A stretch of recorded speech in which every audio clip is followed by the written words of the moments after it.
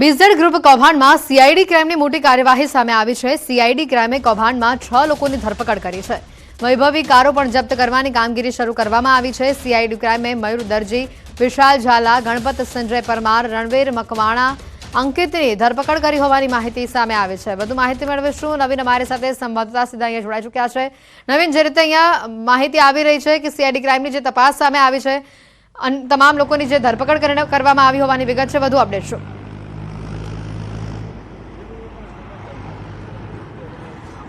હેતુ જે રીતે અત્યારે સમાચાર મળી રહ્યા છે કે સીઆઈડી ક્રાઇમે આ કેસની અંદર વધુ 5 લોકોની ધરપકડ કરી છે।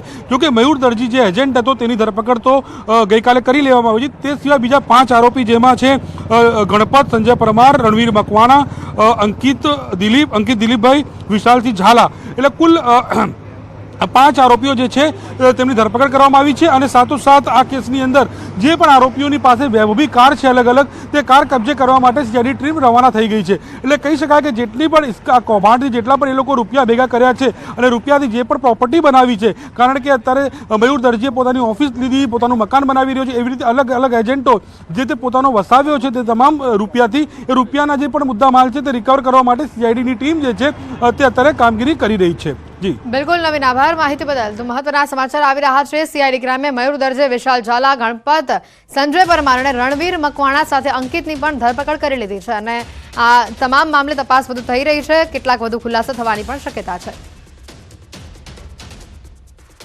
જૂનાગઢમાં ગાદી વિવાદ વકરી રહ્યો છે। હરિગીરી અને પ્રેમગીરી સામે ફરિયાદ કરવા અરજી થઈ છે। નાના પીર બાબાએ અરજી કરી છે। અનાધિકૃત રીતે કબજો લેવા અંગે ફરિયાદ દાખલ કરવામાં આવી છે। આ સાથે જ ધાક ધમકી આપવા, અપશબ્દો બોલવા અંગેની પણ ફરિયાદ દાખલ કરાઈ છે। હરિગીરી અને પ્રેમગીરી બંને સામે એ ડિવિઝનમાં ફરિયાદ દાખલ કરાઈ છે। અરજી કરતા હરિગીરીએ ધાક ધમકી આપી પ્રેમગીરીને મહંત બનાવ્યા હોવાનું પણ ફરિયાદમાં ઉલ્લેખ કરવામાં આવ્યો છે। હરિગીરી બાપુએ પ્રેમગીરી બાપુને અમારી મંજૂરી વગર, અમારા બાપુની કોઈ સહમતિ વગર, એક ગુરુ શિષ્યની પરંપરાની વિરુદ્ધ જઈ ને જે એને આ કૃત્ય કર્યું છે, અમે એનો સખત વિરોધ કરીએ છીએ। સાથે અમે જો સરકાર પાસે ન્યાય માગવા આવ્યા છીએ। આ જગ્યા પીર બાવા, નાના પીર બાવા અને મોટા પીર બાવાની છે, માલિકીની છે, જાહેર આ ટ્રસ્ટની નથી અખાડાની। પ્રેમગીરી બાપુની ચાદર વિધિ થઈ છે, તેમાં મારે કોઈ જ પ્રકારની જાણ કરવામાં આવી નથી। મને ક્યાંય તેને વચ્ચે લીધો નથી। જે હું અંબાજી મંદિર, દત્ત શિખર અને નીલકંઠ મંદિરનો મહંત તરીકે અને ટ્રસ્ટી છું, જેનો વહીવટ બધોય મારે કરવાનો હોય છે। એમ કે હરિગીરી બાપુએ અને પ્રેમગીરી બાપુએ જે કૃત્ય કર્યું છે તે ગેરકાયદેસર છે, જેની અમે ફરિયાદ કરવા અત્યારે આવ્યા છીએ। અમદાવાદના જાસપુર વિસ્તારમાંથી દારૂનું ગોડાઉન પકડી પાડવામાં આવ્યું છે। સાંતેજ પોલીસ અને અમદાવાદ પીસીબીના સંયુક્ત ઓપરેશનથી દારૂનું ગોડાઉન પકડાયું છે। બંસી મારવાડી ગોડાઉન રાખી દારૂનો વેપલો ચલાવતો હોવાનું સામે આવ્યું છે। પોલીસે લાખો રૂપિયાનો દારૂનો જથ્થો કબજે કર્યો છે। પીસીબી અગાઉ સોલા અને એરપોર્ટ વિસ્તારમાંથી દારૂ ભરેલ રિક્ષા પકડી તપાસ કરતા દારૂના ગોડાઉન સુધી પહોંચી હતી। સાથે જ પોલીસ અને પીસીબીનું આ સંયુક્ત ઓપરેશન સામે આવ્યું, જેમાં આખું દારૂનું ગોડાઉન પકડી પાડવામાં આવ્યું છે। આરોપી ગોડાઉન રાખી દારૂનો વેપલો કરતો હોવાનું સામે આવ્યું છે। બંસી મારવાડી ગોડાઉન રાખી દારૂનો વેપલો ચલાવતો હોવાનું સામે આવ્યું છે।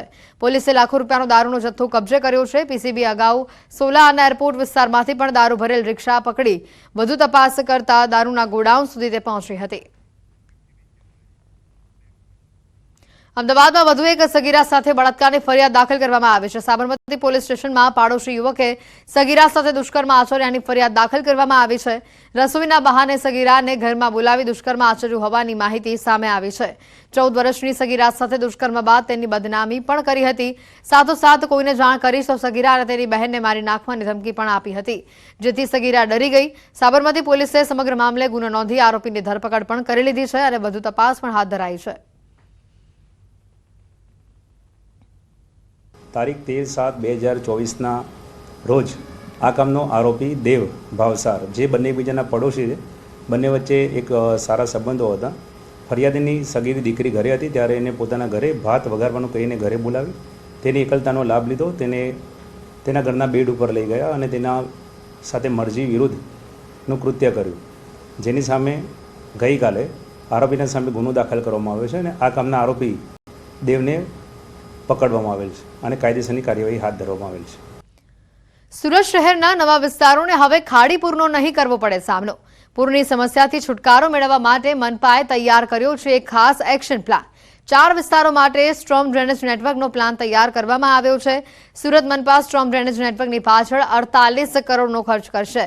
શહેરમાં સમાવેશ નવા વિસ્તારોમાં દર ચોમાસામાં જે ખાડીના પાણી ભરાય છે, સણિયા, હેમાદ, સરોલી અને પૂર્ણા કુંભારિયા વિસ્તારમાં આ કામગીરી હાથ ધરાશે.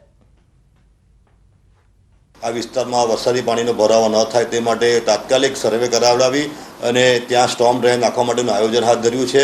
અને મને કહેતા આનંદ થાય છે કે સુરત મહાનગરપાલિકા દ્વારા હાલમાં જ આ 4 ગામોની અંદર 48.5 કરોડના ખર્ચે સ્ટોર્મ ડ્રેન નેટવર્ક નાખવાનું, એટલે કે વરસાદી પાણીનો નિકાલ કરવા માટેના નેટવર્કને મંજૂરી આપવામાં આવી છે.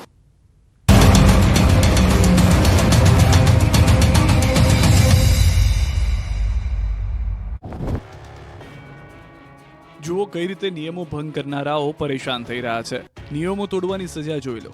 લાંબી કતારના દ્રશ્યો છે અમદાવાદની આરટીઓ કચેરીના. આ એ લોકો છે જેમણે નિયમોની એસી કે તેસી કરીને વાહનો ચલાવ્યા. 1-2 મેમો આવ્યાની પણ ચિંતા ન કરતા અંતે પોલીસે નિયમો તોડતા લોકોના વાહનો ડિટેન કરી લીધા. પોલીસે વાહનો જપ્ત કરતા જ નિયમો ભંગ કરવામાં માહેર લોકોના પગ તળેથી જમીન ખસી ગઈ. પોતાના વાહનો છોડાવવા માટે આરટીઓ કચેરીએ દોડ્યા હતા. સ્થિતિ થઈ કે આરટીઓ કચેરીના બીજા માળ સુધી લોકોની કતાર લાગી. ડિટેન વાહનોને છોડાવવા મોટી સંખ્યામાં લોકો આવતા કચેરીમાં જગ્યા ખૂટી પડી. લાંબી કતારોમાં લોકો ઊભા રહેતા નજરે પડ્યા. આરટીઓ કચેરી ખુલે તે પહેલા જ લાગી ગઈ હતી કતાર, જેને લઈને આરટીઓ કચેરીમાં 3 ગણો મેન પાવર વધારવામાં આવ્યો. ડોક્યુમેન્ટ ચકાસવામાં સમય લાગતા કર્મચારીઓની સંખ્યા વધી. દરરોજ 200 થી 250 લોકોને ટોકન આપવામાં આવે છે. લોકો મેમો ભરીને વાહનો છોડાવી રહ્યા છે. દિવાળી પછી એલિસ બ્રિજ અને કાગડાપીઠ વિસ્તારમાં 72 કલાકમાં બનેલી હત્યાની 2 ઘટનાના પગલે શહેર પોલીસ એલર્ટ મોડ પર આવી ગઈ છે. જેના ભાગરૂપે પોલીસ છેલ્લા 5 દિવસથી રોજ રાત્રે કોમ્બિંગ કરી રહી છે. ગૃહ રાજ્યમંત્રી હર્ષ સંઘવીએ અમદાવાદ શહેર પોલીસની ટીમને ગાંધીનગર બોલાવીને કથળેલી કાયદા અને વ્યવસ્થાની પરિસ્થિતિ અંગે ઠપકો આપ્યા બાદ જાગેલી પોલીસે હવે નિર્દોષોને પણ દંડ ફટકારવાનું શરૂ કર્યું છે. સમગ્ર શહેર પોલીસે ધાડે ધાડા ઉતારી તો દીધા, પરંતુ કોઈ રીઢો ગુનેગાર ન પકડાતા વાહન ચાલકો પર તવાઈ બોલાવી. શહેરભરમાં સાંજે 7 વાગ્યાથી સવારે 7 વાગ્યા સુધી કોમ્બિંગ કર્યું. ઠેર ઠેર ગોઠવાયેલી નાકાબંધીમાં પોલીસે 21,223 વાહન ચેક કર્યા, જેમાંથી 1750 વાહન ડિટેન કરવામાં આવ્યા, જ્યારે 1685 વાહનો ચાલક પાસેથી 12,82,000 રૂપિયાનો દંડ વસૂલ કરવામાં આવ્યો. સાથે ટ્રાફિક નિયમોનો ભંગ કરનાર વાહન ચાલકો વિરુદ્ધ 403 મેમો ઇસ્યુ કરાયા. મોટર વ્હીકલ એક્ટ અંતર્ગત 13 કેસ કરાયા. તો આ તરફ કારના કાચ પર લગાવેલી બ્લેક ફિલ્મ સ્થળ પર જ હટાવવામાં આવી.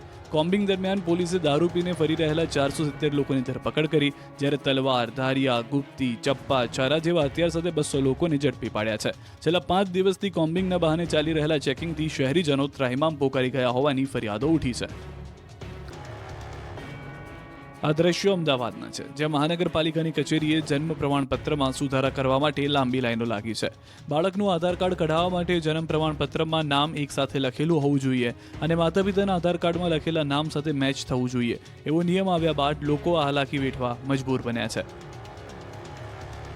આ તરફ રાજકોટના આધાર કેન્દ્રો બહાર લોકો કતારમાં લાગ્યા. મહાનગરપાલિકાના સેન્ટ્રલ ઝોન કચેરી ખાતે આધાર કેન્દ્ર બહાર 500 જેટલા લોકો લાઇનમાં ઉભેલા જોવા મળ્યા. ત્યારે ન્યૂઝ 18એ અરજદારોની વ્યથા સાંભળી. અરજદારો વહેલી સવારના 9 વાગ્યાથી જ લાઇનમાં ઊભા છે. લગભગ 3 કલાકથી પણ વધુ સમય સુધી લોકો લાઇનમાં ઊભા રહ્યા બાદ પણ વારો ન આવતા હોવાનું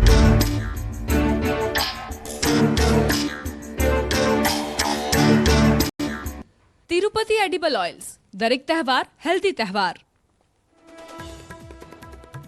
બીઝેડ પોન્ઝી કૌભાંડમાં મોટી કાર્યવાહી. મયુર દરજી સહિત 6 લોકોની ધરપકડ. વૈભવી ગાડીઓ કબજે કરવા કવાયત. સુરતમાં રખડતા શ્વાનનો આતંક. પાંડેસરા વિસ્તારમાં 2 વર્ષની બાળકી પર હુમલો કરતા ગંભીર ઈજા. રાજ્યમાં 2 અલગ અકસ્માતમાં 7 લોકોના મોત. પેટલાદમાં 3 અને દાદરાનગર હવેલીમાં 4 લોકોના અકસ્માતમાં મોત.